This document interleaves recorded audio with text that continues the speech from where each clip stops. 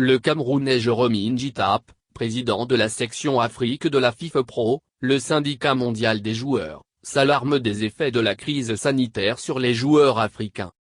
L'ex-international camerounais Jérôme Ingitap, 42 ans, ancien du Real Madrid, de Chelsea et de Newcastle, se consacre depuis plus d'une décennie à la défense des droits des footballeurs africains. Vice-président de la Fédération internationale des associations de footballeurs professionnels, FIFPro, président du syndicat des joueurs camerounais, il appelle les gouvernements africains à s'investir davantage dans le développement et la professionnalisation du ballon rond sur le continent. Quel effet la crise sanitaire a-t-elle eu sur le quotidien des joueurs africains?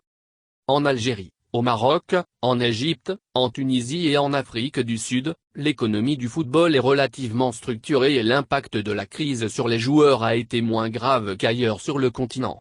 Mais, dans l'ensemble, les conditions de vie se sont beaucoup détériorées. Avant la crise sanitaire, les retards dans le versement des salaires pouvaient déjà atteindre plusieurs mois. Cela s'est encore aggravé. Les clubs ont de moins en moins de ressources pour payer leurs charges. Il n'y a plus de public dans les stades et les sponsors, déjà rares, sont eux aussi confrontés à des difficultés économiques. Aujourd'hui, il y a des footballeurs qui ne touchent plus rien ou presque et qui sont obligés de faire un autre métier pour vivre. C'est par exemple le cas au Gabon, où le championnat n'a pas repris. La crise a-t-elle poussé davantage de footballeurs à l'exil? Nous avons des informations qui le confirment.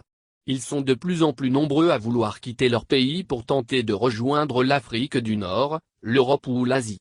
Le problème, c'est que ces joueurs partent sans l'invitation d'un club étranger pour effectuer un essai.